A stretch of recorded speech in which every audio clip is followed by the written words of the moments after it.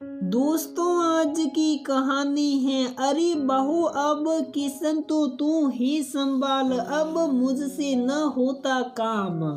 दोस्तों, कहानी शुरू करने से पहले अगर आपने हमारे चैनल को सब्सक्राइब नहीं किया है तो सब्सक्राइब कर लीजिए ताकि आपके पास पहुंचे हर नया वीडियो।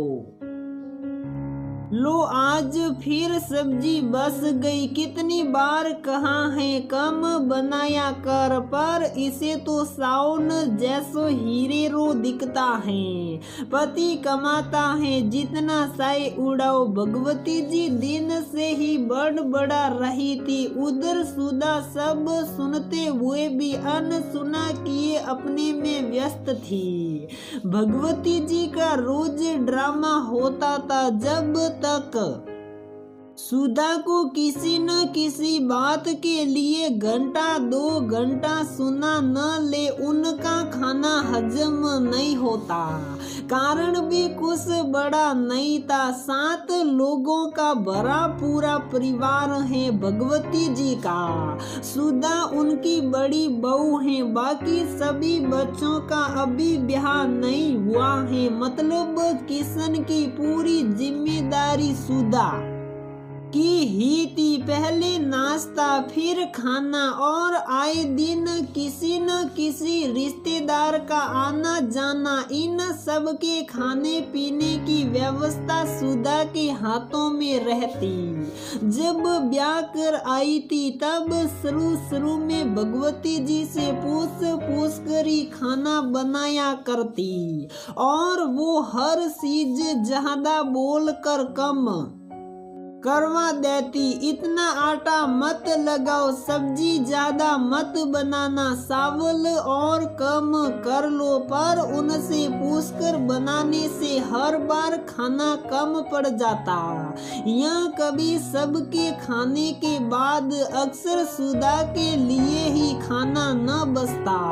कई बार भगवती जी कभी अचार तो कभी चटनी रोटी खाने का बोल कहती और कहती, अकेले के लिए क्या दोबारा बनाना, ऐसे ही काम चला ले। पर जब घर के और सदस्यों को खाना होता तो उसे दोबारा सब्जी रोटी बनाना ही पड़ता। इस तरह उसका सुबह से शाम पूरा दिन किचन में ही गुजर जाता। भगवती जी की अक्सर यही शिकायत रहती, इतनी ढीली बहू आई है, दिन भर में बस खाना ही बना पाती हैं। अब सुधा को भी सब लोगों के खाने पीने का अंदाजा हो गया था, इसलिए वह अपने हिसाब से ही खाना बनाने लगी। थोड़ा एक्स्ट्रा ही बनाती कि सब लोगों के अच्छे से खाने के बाद उसके लिए भी बच जाए। जब से वह अपने हिसाब से खाना बनाने लगी थी तब से न तो खाना कम पड़ता और न ही उसे दोबारा बनाना पड़ता। पर कभी कभार थोड़ा भी खाना बच जाता तो भगवती जी का बड़बड़ाना शुरू हो जाता। भगवती जी की अक्सर यही शिकायत रहती, इतनी ढीली बहू आई है, दिन भर में बस खाना ही बना पाती हैं। अब सुधा को भी सब लोगों के खाने पीने का अंदाजा हो गया था, इसलिए वह अपने हिसाब से ही खाना बनाने लगी। थोड़ा एक्स्ट्रा ही बनाती कि सब लोगों के अच्छे से खाने के बाद उसके लिए भी बच जाए। जब से वह अपने हिसाब से खाना बनाने लगी थी तब से न तो खाना कम पड़ता और न ही उसे दोबारा बनाना पड़ता। पर कभी कभार थोड़ा भी खाना बच जाता तो भगवती जी का बड़बड़ाना शुरू हो जाता। आज भी कई घरों में बहू की यही स्थिति होती है। अक्सर ही घर की लक्ष्मी पूरा समय दूसरों के काम करने, उनकी खुशी का ख्याल रखने, खासकर उनके पसंद का बनाने खिलाने में ही गुजार देती हैं, पर क्या सबकी खुशी का ध्यान रखने वाली घर की लक्ष्मी कितनी सुखी है, ये किसी ने विचार किया है। बात भी इतनी छोटी छोटी होती है कि वह किसी से अपने मन की कह भी नहीं पाती। सुधा ने 1-2 बार अपने पति से बात की तो वह भी उस पर ही बरस पड़ा कि घर में तुम रहती हो तो अपने हिसाब से करो, ये सास बहू का रोना मुझे न सुनाया करो। पर क्या बहू का अपने हिसाब से करना इतना आसान होता है? शायद नहीं। उसे याद है मायके में बैंगन, लौकी, कद्दू उसने कभी नहीं खाए, पर ससुराल आते ही हर बेटी बहू कब बन जाती है वह खुद नहीं समझ पाती। हमेशा अपनी मर्जी से जीने वाली बेटी दूसरों के हिसाब से खाने पीने लगती है। सुधा भी इन्हीं बेटियों में से एक थी। आज भी सबके खाने के बाद एक कटोरी सब्जी बच गई थी, पर भगवती जी को तो बोलने का बहाना चाहिए था, सो शुरू हो गई। 1 साल होने को आए हैं, पर अभी तक अंदाजा न हुआ खाना बर्बाद करती है। मेरे बेटे के पैसों का कोई मोल नहीं समझती। रोज रोज के शिक्षक से सुधा भी एक रोज बोल पड़ी, माँ जी कल से खाना आप बनाया कीजिए और किचन से बाहर का काम जो आप करती हैं वो मैं कर लिया करूँगी।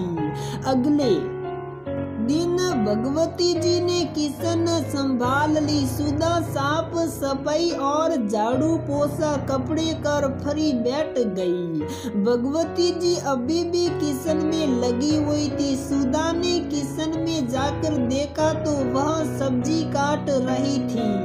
उसे समझते देर न लगी कि उनकी बनाई सब्जी पापा जी, देवर और नंद के टिफिन लगाने में ही खत्म हो गई थी। अभी तो 4 लोग खाना को बसे हैं, इसलिए दोबारा सब्जी बन रही है। अब रोज ही ऐसा होता। सुधा पूरा काम करके 12 बजे तक फ्री हो जाती और भगवती जी किचन में लगी रहती। लेकिन अब घर में शांति रहती, क्योंकि एक तो भगवती जी को अब बोलने का कोई बहाना ही न मिलता, दूसरा किचन में ही उनका दिन गुजर जाता, इसलिए सुधा के कामों में मीन मेक भी न निकाल पाती। एक ही हफ्ते में भगवती जी को सब समझ आ गया था कि भरे पूरे परिवार के लिए किचन संभालना कितना मुश्किल और बड़ा काम है। अरे बहू, किचन तो तू ही संभाल, अब मुझसे न होता ये सब। आखिर एक रोज भगवती जी बोल ही पड़ी, पर मुझे तो अंदाजा ही न पड़ता कभी खाना बच जाएगा तो क्या हुआ, थोड़ा कम ज्यादा तो होता रहता है, जो करना है अपने हिसाब से कर। सुधा का आइडिया काम कर गया था। भगवती जी का बड़ाना बंद हो गया था। अब न तो कभी खाना कम पड़ता और न ही सुधा को कभी भूखा रहना पड़ता। तो दोस्तों, हमारी ये कहानी यहीं पर समाप्त होती है। अगर आपको हमारी ये कहानी पसंद आती है तो प्लीज वीडियो को लाइक करें, शेयर करें और हमारे चैनल को सब्सक्राइब जरूर करें।